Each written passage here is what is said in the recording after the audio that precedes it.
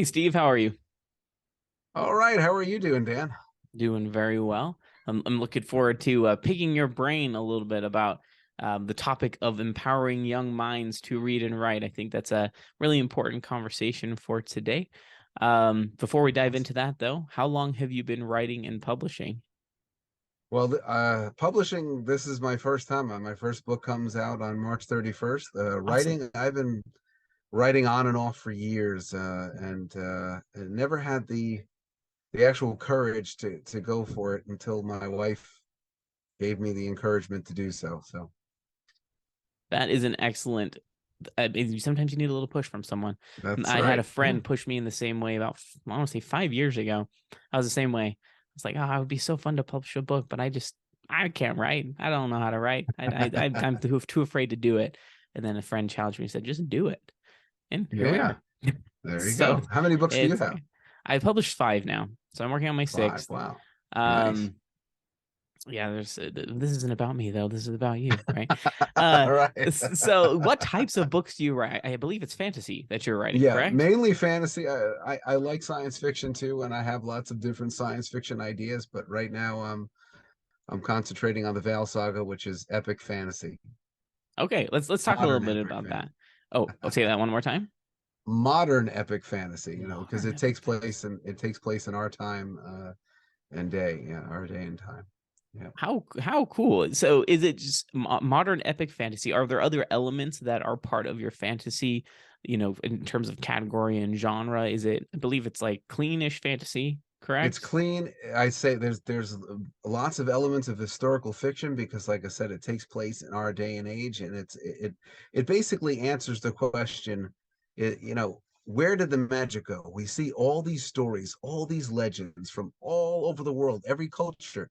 They talk about magical creatures, magical happenings, magical people who have been endowed with magical powers, but we don't see it now. There's nothing in our modern day and age uh, that comes close to that. So where did the magic go? And that's what the Veil Saga answers. I think that's really fun. That seems like I'm speaking for myself. I mean, I'd be interested to read that now, but I'm thinking about myself as a youth. I really got heavily into reading in my teenage years. I read a fair amount when I was a kid, but I read a lot as a teenager. I mean, this sounds like a book that would be right up my alley as a teenager, as a younger reader. So, what's your target audience? Are you targeting younger readers, or are you just targeting anybody Well, who loves what I fantasy and it's I would just, say it's appropriate? anybody who loves fantasy. I set out to write a book that families could read together. I mean, obviously, this is not a book for little kids. Sure. I wouldn't expect 6 year olds to write it because part of the other aspects of the Val Saga is that I wanted it to have this feel of realism. So I would say it's maybe sixth grade on up. Something that a dad could read with his teenage son, and they would enjoy it together. Or a mom.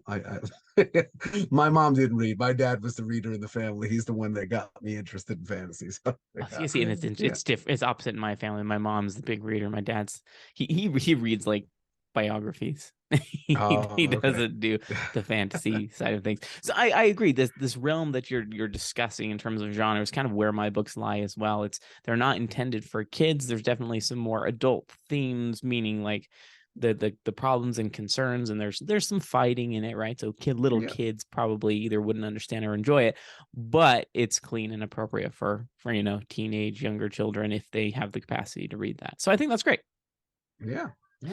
If, It's if fun. only you could define that in two words, right?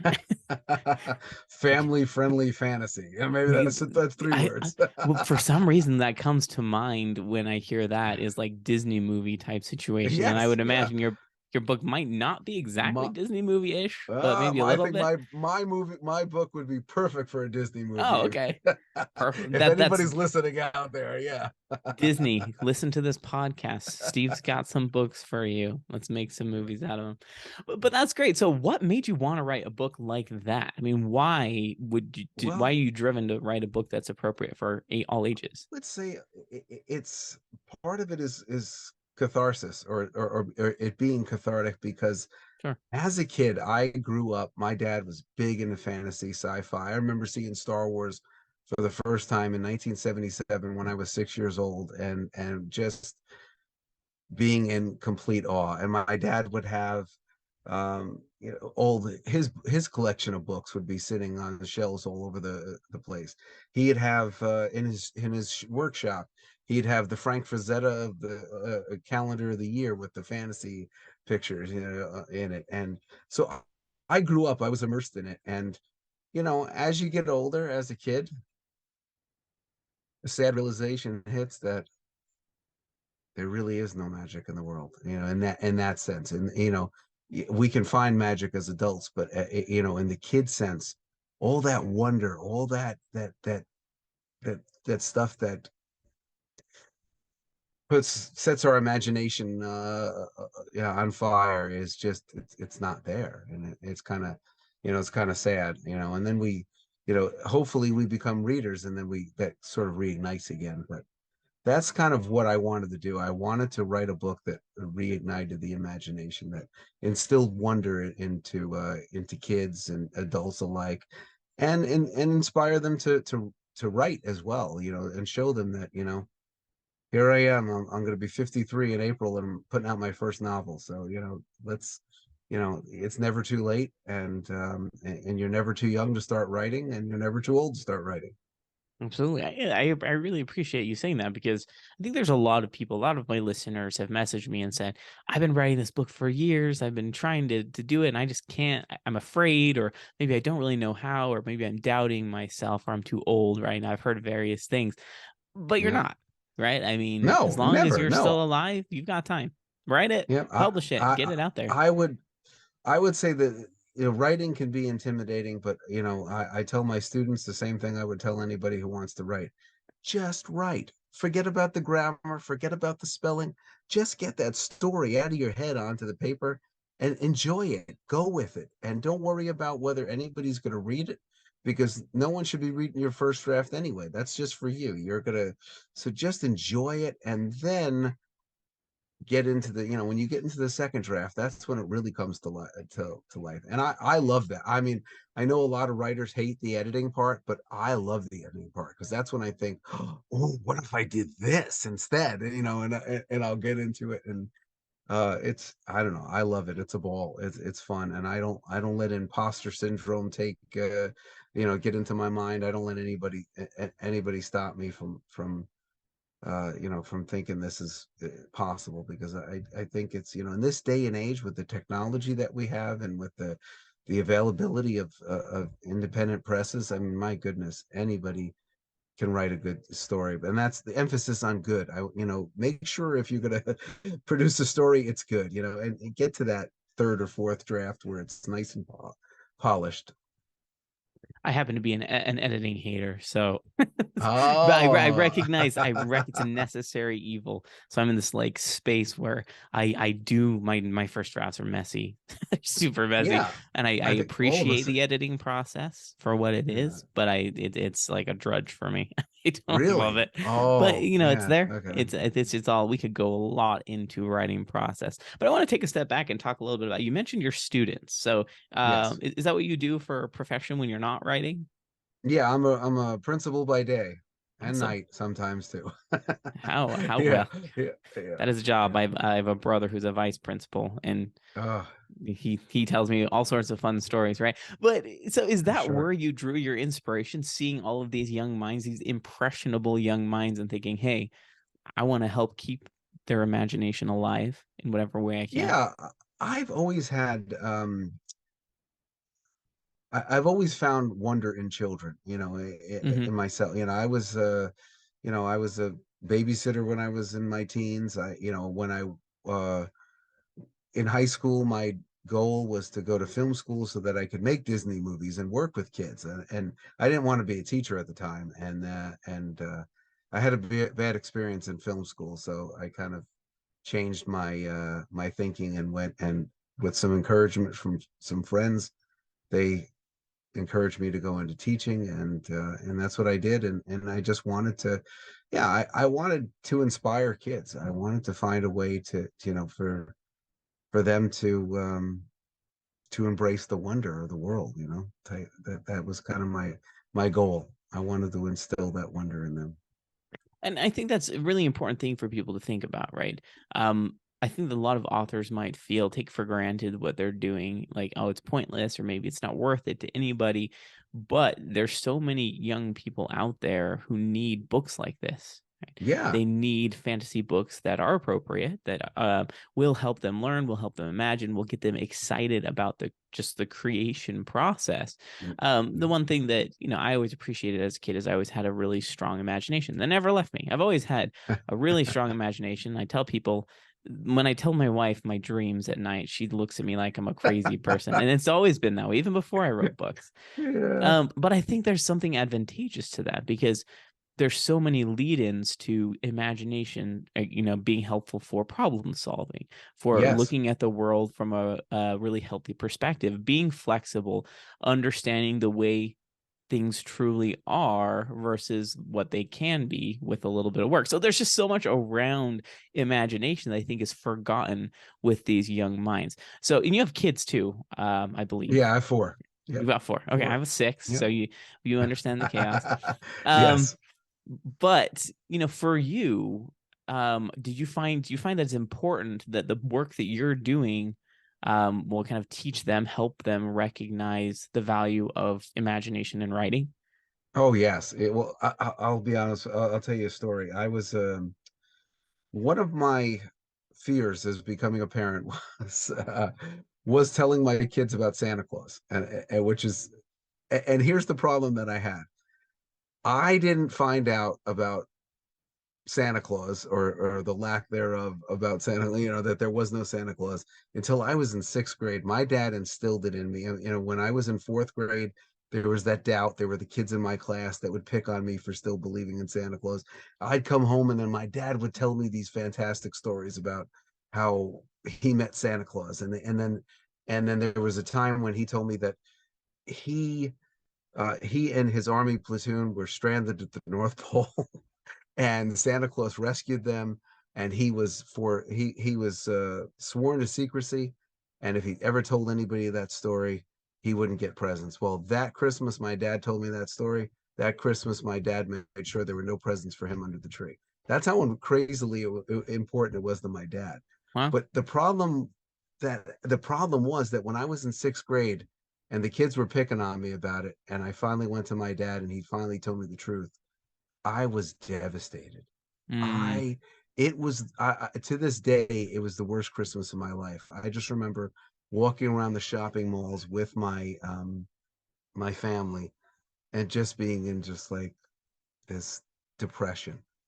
And becoming a parent, I was afraid, I wanted to tell them the same stories my dad told me, and I wanted them to believe in Santa Claus and experience that magic and wonder, but I didn't want them to think that, when they were old enough, I didn't want them to experience the same thing. So that's a long story to just kind of just talk about that idea of instilling wonder, but also, making sure that we tell our kids the truth, and that they understand that, there is there's magic in the imagination, and what we can see in the world. But we want to be grounded in the truth, and that's important for me and my family. I forgot the original question that you asked when I went off and that told was that. the answer. That was perfect. Yeah, First off, you're that. not alone in that. We approached Santa Claus the exact same way you did. So my wife had a Wow. similar experience, and she was like, I can't do that. I I didn't. know. I, for some Yeah. reason, logically realized as like a 5-year-old that I just figured it out. I don't know Yeah. how or why. I'm the youngest of five. Perhaps one of my siblings told me. I wasn't devastated. I didn't care. But she, had a similar experience. And so we're like, no, let's frame this in a healthy way, help them understand the power of imagination, how fun, the wonder of it, but recognize where the line is between truth and imagination. But I mean, I think there's a lot to be said about that, right? Because if Yeah. you can imagine, think about a time when any of you listening, or you, Steve, when you were reading books as a kid, it's not real, it's fantasy, but it allows you to kind of get out of this world. And just, I remember the excitement, the feelings I had while I was reading, and then I could step away from it and get back to real life, because Yeah. Oh that's yeah. just the way it was. And I kind of miss Exactly. those days sometimes, as a kid, being like, oh, Sometimes. I Yeah. just love the feeling of getting into a Yeah. good book. But there's that just so was much to my be said. fear, and that was the answer to your question.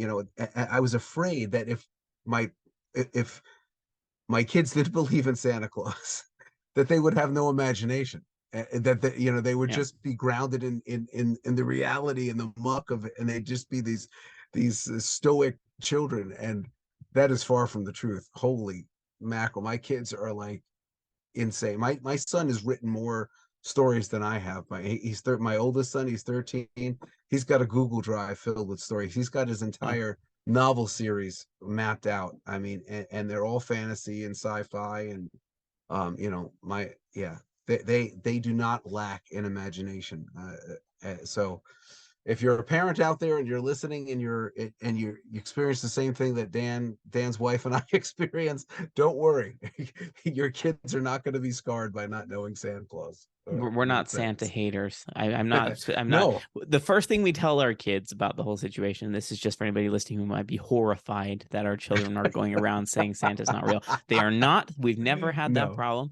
The way we Yeah. framed it is, hey kids, some kids really like to play this game where they really believe that this is real, and for them, it's thrilling and it's a wonder, and we don't want to ruin that game for them. So That's right. we just keep it quiet, and they have. They're like, okay, like they Yep. totally understand. It's not a big deal for them. Yep. Um, Yeah. so No, just I'm definitely anybody not a Santa who's hater. I concerned. mean, I love the I love what Santa stands for, and my kids know the story of Yeah. Santa Claus, and we sing Christmas carols, and here comes Santa Claus at Christmas time. But they know the truth.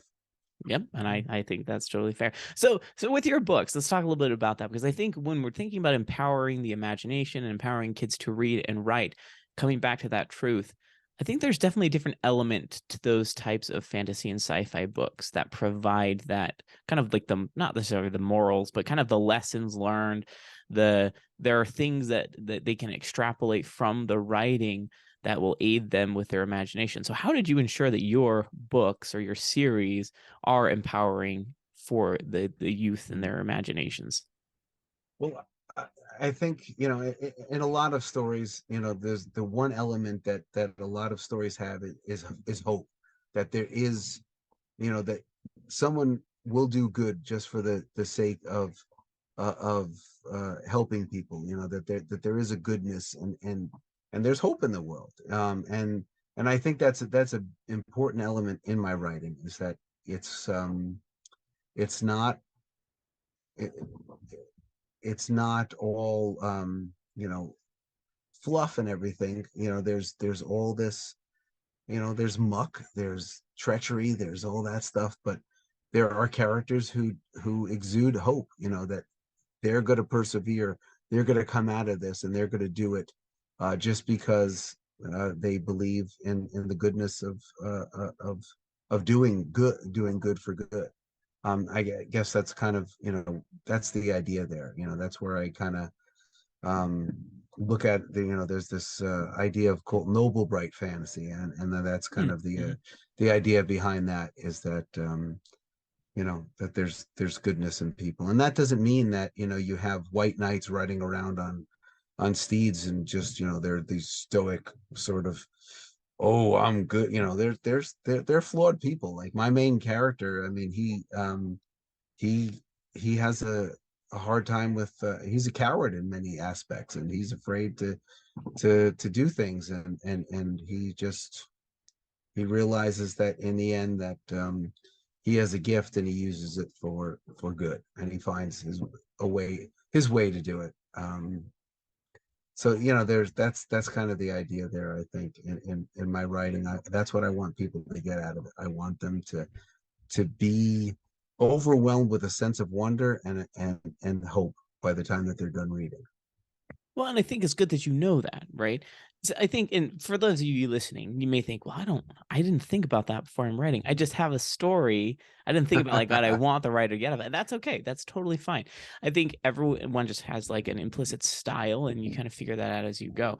But it's great that you mentioned that, right? Because when thinking about empowering the imagination and encouraging and having that hope, it does help you write the characters and the story in a way that even if subconsciously, that will help the reader feel a certain way, or come out of it feeling I guess, enlightened, right? I talked to Tiger Yes. about this a Mhm. few weeks ago.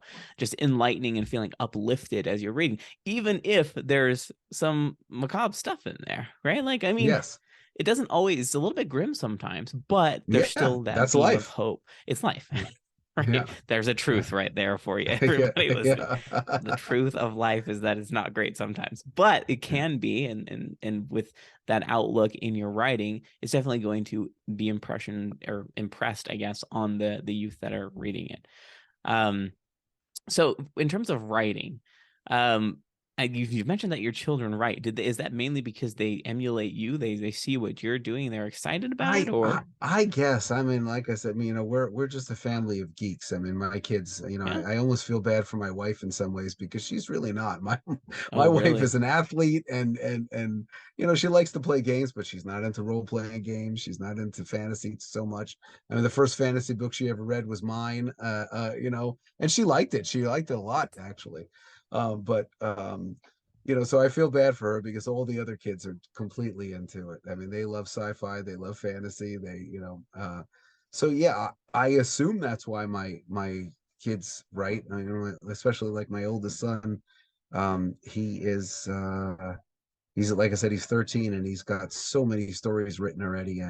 He's in a class at school where they not write a novel in 1 year, so he's Wow. doing that, and which is a completely different story than all the other stories. It takes place in the same world, but he decided to go with a completely new story for this class that he's in, and yeah. So I'm assuming they get it from me.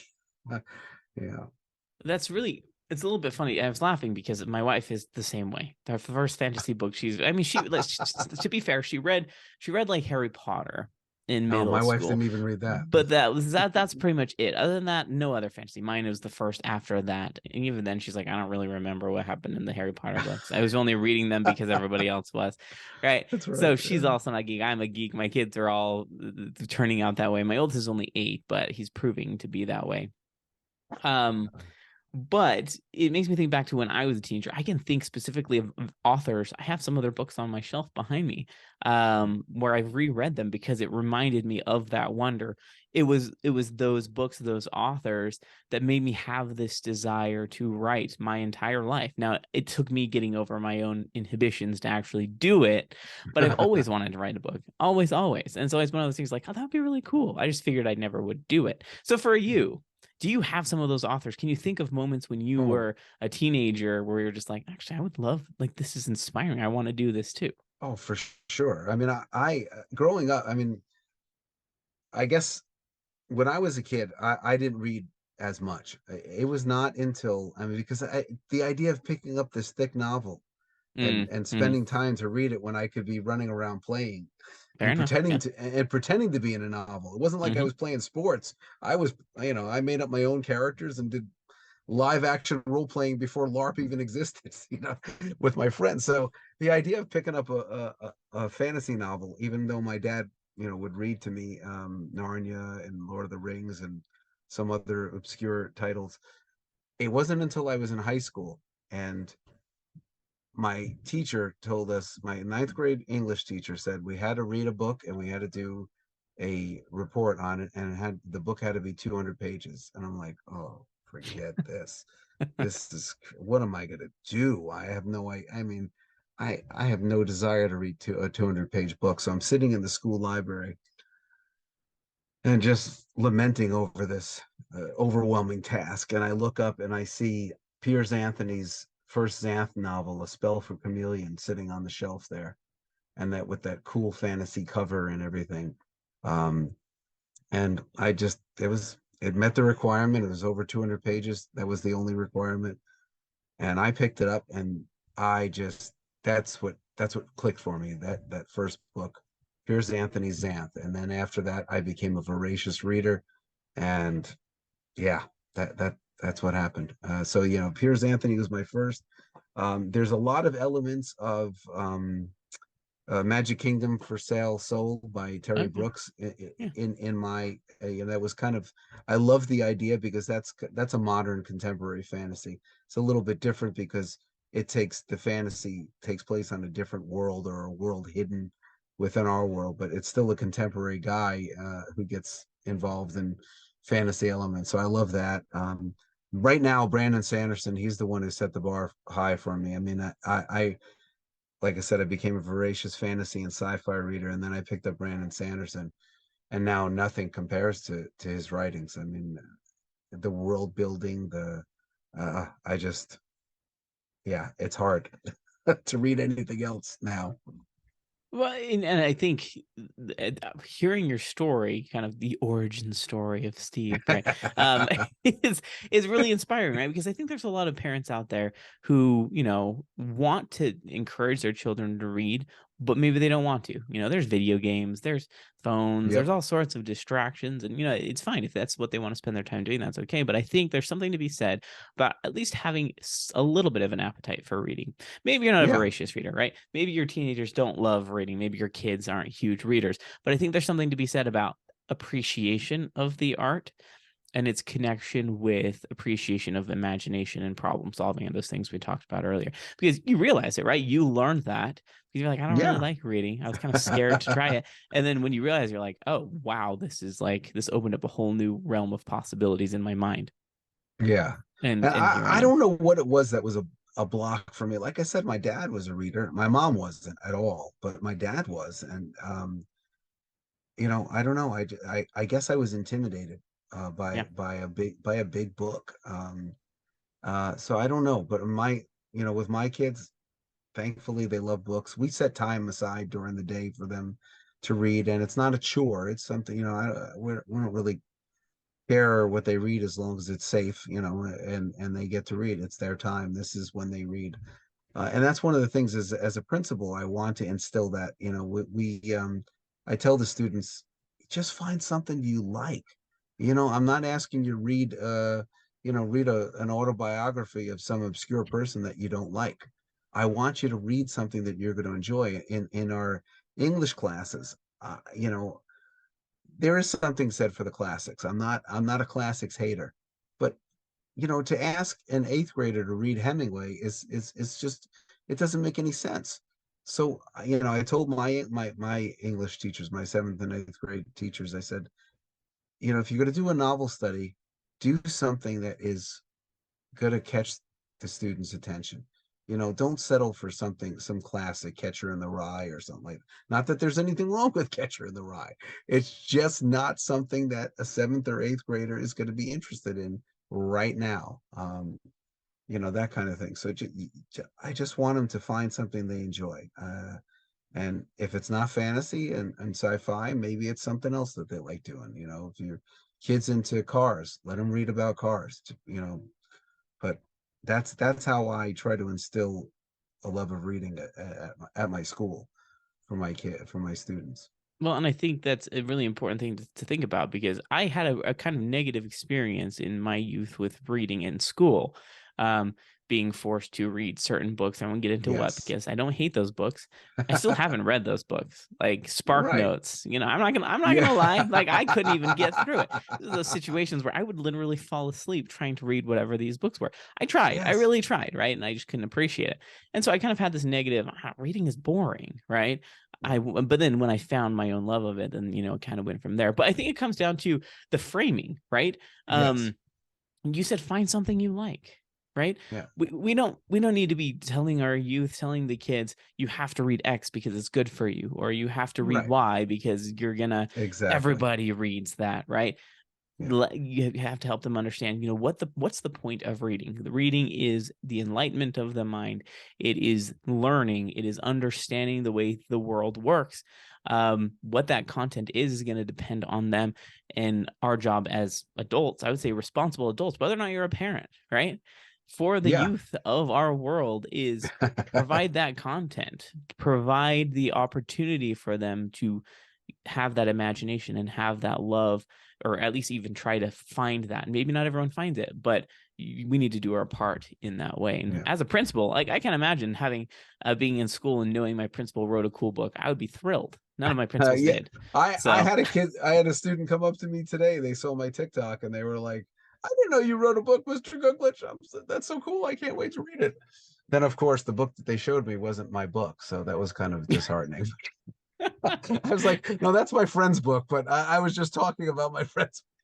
Was it a good book at least? Yes, it was a good book. Yeah, Okay, yeah. that's good. But it was fun. I told him I said my book doesn't come out till March, but it was funny. It was a good experience. And the kids, I have quite a few kids who are excited. My own kids, but of course the students in school are very excited. When we talk about PR, you've got a few hundred people already, possibly more. I don't know how big your school is. Yeah, we have Who 127th and eighth graders. So if and you throw the sixth graders in, then you have that's another 90 kids. So look at that. who knows? It I mean, looks like I need to become a principal of a school to find more readers. That's the solution. well, Job change. not all of them like science fiction and fantasy. So that's That's the true. thing. That is Again, fair. I want to encourage them to read what they want to read or read something that they're interested in. I think in your experience is a perfect example of how we do a tremendous disservice to kids when we force them Mhm. into reading or and we don't when it becomes a chore it becomes something that is we're shoving down their throat. So Shoving of anything down anybody's throat is going to be bad, but let's not deal with reading specifically, right? right, yeah, we want Let's. kids to enjoy reading. Well, I must say I am looking forward to your book. The thing Thank you. that I wish is that as an adult I could read more. I love Yes. to read. I still love to read. Someday, maybe when I'm retired, I can actually address the sizable TBR. I just don't look at it. I don't Well, look at that's the why list. I within the last 3 years I've found a new love of audiobooks because if it wasn't for audiobooks I would not be able to, I wouldn't have time to read. There's just, so I enjoy my audiobooks, my 20-minute drive to work and 20-minute drive home. And then, if I'm cooking, I'll throw an audiobook on or, but other than that, yeah, it's because by the time the night comes, if I sit down and try to read a book, I'm out in 10 minutes. I So, found that too. Yeah, it's yeah. happening. I guess we're getting old. Yeah. It's Yes. something about children and age just puts you to sleep faster than even if the book's really exciting. Just you conk out. So I get that. Audiobooks that I think that's always an option. Getting your kid into the Yes. imagination Yeah, aspect doesn't have to be for reading. sure. Try audiobooks for your kids. Yeah. Libraries have audiobooks available, so give it a Yeah, go. and now now there's so many, there's beyond Audible, there's so many other. Have you tried Speechify yet? That's I've hilarious. not.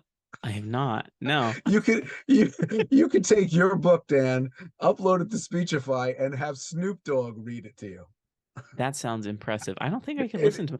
Ooh, my it is books have accents hilarious. in them. I don't think Snoop Dogg could handle the accents No, in. it's just listening to anything in Snoop. I mean, can you imagine listening to a fantasy book read by? It's hilarious, but No, I and can't. But and it there sounds they have so awesome. many other voices that the cool thing about Speechify is that you can, I mean, they have tons of different voices. It's amazing. The technology on how they do that is amazing. I mean, and that's just turning any written document into an audiobook. And plus, you can also have, if you have real narrators out there, which of course would be a better option than having a fake Snoop Dogg read your book. But it's just, yeah, it's cool. It's a cool app there. So the Speechify is one cool possibility.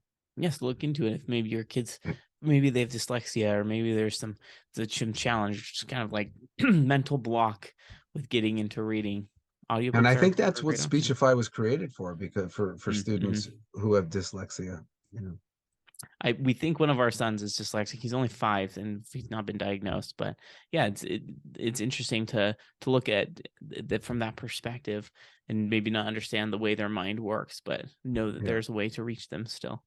Yeah. So Well, books, and I think, audio books with written books are great for students who have dyslexia. You just have yeah, them listen and read along at the same time, especially if you can catch it at a young age.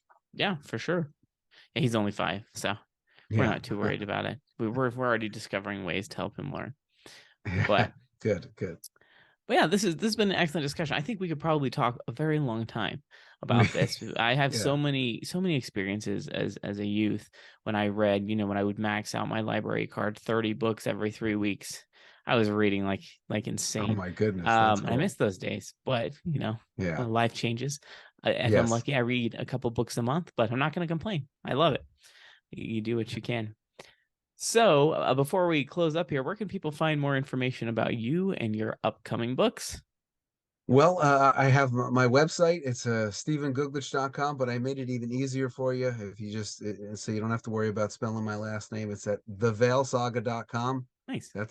It'll take you also to my website. It's got the book information there where you can pre-order that, and it'll be officially Piercing the Veil. The first book will be available on March 31st. That is exciting. And yeah, I see some Thank you. social media links up there as well. So Yeah. if anybody listening is interested in following Steve on social media, we've got a spot for it. Yeah. Well, perfect. Thanks so much for your time. This has been great. Yes. Thank you, Dan. This has been exciting.